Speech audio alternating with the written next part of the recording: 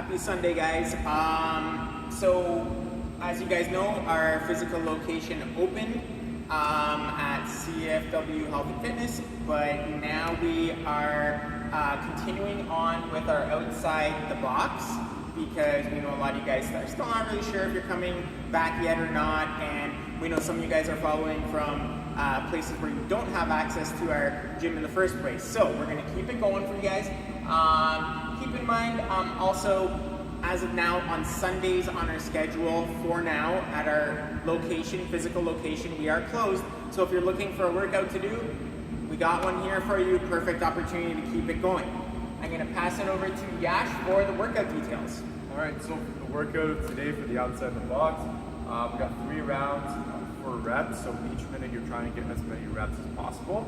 First minute we're doing alternating curtsy lunges there, so single-legged squat variation there. It's a good progression towards pistols if you ever want to use it for it. Second minute we're going for left side medball tosses, so a good power builder in the hips, and we're working on that twist there. Third minute, kettlebell swings, as many as you can do. Then we're going back to that medball toss again. Once you finish those 4 minutes of work, we're going to rest a minute before restarting and doing 2 more rounds after that. So the goal is to kind of keep that aerobic pace here consistently throughout the 4 minutes. You only have a 1 minute rest here, so you don't want to go all out every single minute.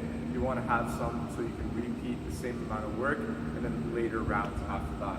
So again, with the medball tosses here, so you may not have a med ball, you guys can use some kind of soccer ball if you have any kind of ball that will be okay for you to throw against the wall, or if you have something that's flat that you can get it back from, you can use that for it. And the kettlebell swings, again, endless options there.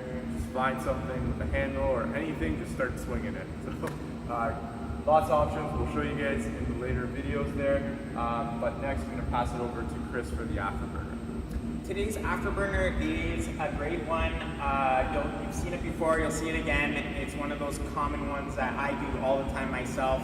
If I haven't done it for a while, or if I've been, especially if I've been in a seated position, if I've been working at the desk a lot, or if I'm traveling, you know, for any reason, seated in a car or a plane or something. Really good one. Couch stretch, opening up the hips. We'll go over the options for that one. We're going for 3 minutes a side. So it might seem like a long time. It'll feel like a long time if you're doing this stretch right, but you're gonna love how you feel when you're done. Okay, let's get ready to warm up here. Today's warm up is an AMRAP 6. So we're moving for 6 minutes. Okay, so it's not about doing 1 round, 2 rounds, 3 rounds. You move at the pace that you consider is a warm up, that gets your heart rate going elevated, that gets the muscles fired up in the movements that we're trying to get your hamstrings, your glutes, and your upper back muscles like your lats, your rhomboids. Focus on the area versus focusing on the speed or the rounds that you're doing today. Okay, get warmed up. So first movement, 1 for 30 double unders, 60 singles. So if you don't have a skipping rope, go into those hops. So hop, single tap, or maybe it's a double tap, so hop, double tap, repeating that, guys. For the 30, for double unders would be the 30 hops with a double tap, okay, so that would be equivalent.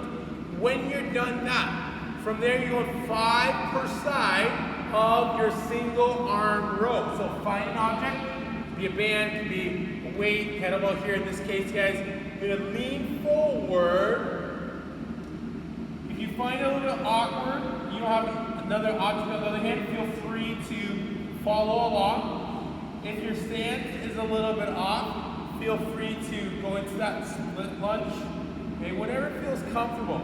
But the intention here is, again, squeeze your shoulder blades together, pull your shoulder blade back, start pulling that object by pushing and flexing your elbow.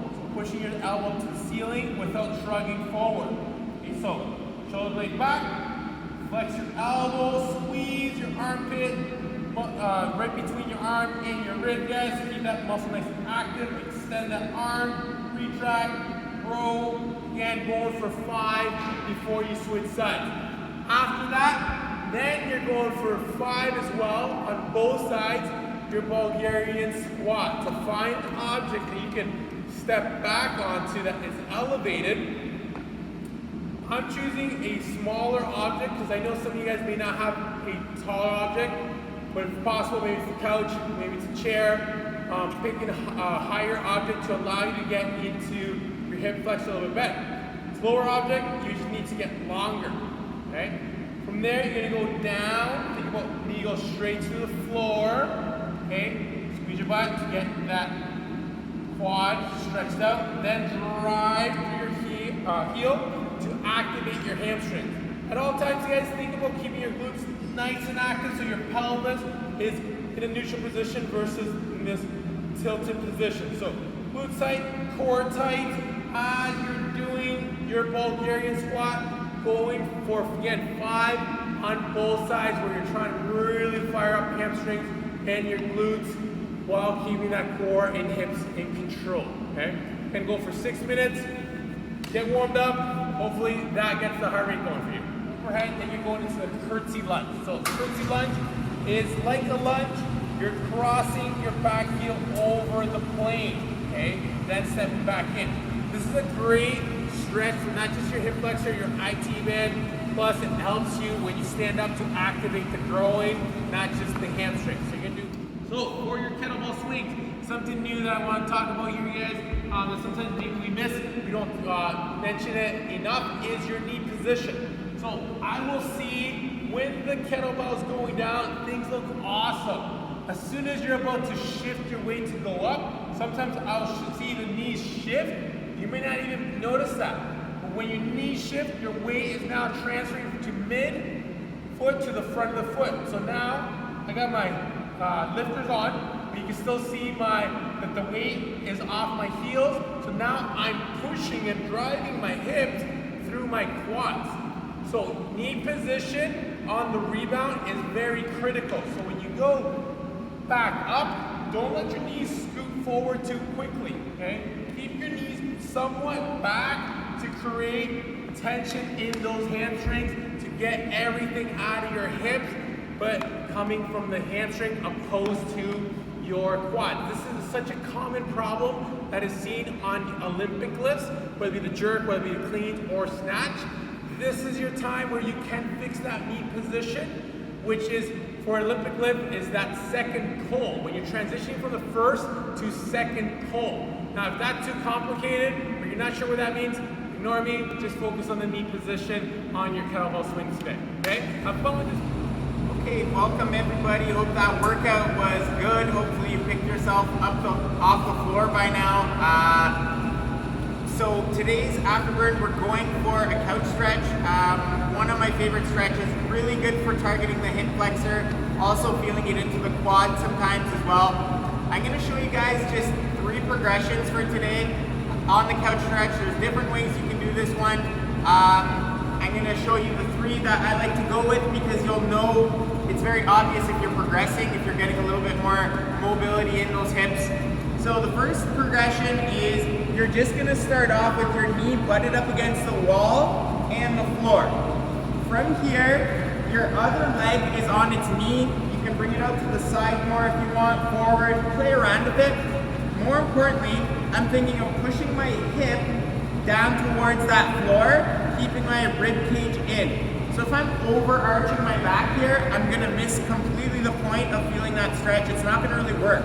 So I'm gonna get that rib cage down, squeeze my butt on that back leg, and push my hip to the floor. If I'm feeling pretty good of a stretch here, I can just hold it here. If I'm not feeling too much of a stretch, the next progression is to bring the other foot forward. Notice how I'm flat on my foot, on my heel. My shin is on a slight forward angle. That's where you want to be. From here, again, I'm going to think about rib cage down, and then I'm going to push my hip in towards that floor, keeping that core really tensioned up, squeezing my butt on that back leg. For myself, I can really feel a good stretch here. This is probably where I would stay for a little while. If you guys still feel like you can take a little bit more on, you can grab a table or a chair or a med ball, and you can actually prop yourself up. Again, rib cage down, squeezing my butt, pushing my hip forward, and I'm just holding that position. notice how my knee is still butted in the corner of that wall. I notice with a lot of our classes here, guys, the tendency is to kind of let that knee slide away from the wall as you go into that stretch. That will change the stretch a little bit. For today, I want to challenge you guys to make sure your knee is staying up against that wall. Play with the first progression, then the second, then the third as you see fit. 3 minutes per side. Don't be afraid to get a little bit uncomfortable here today.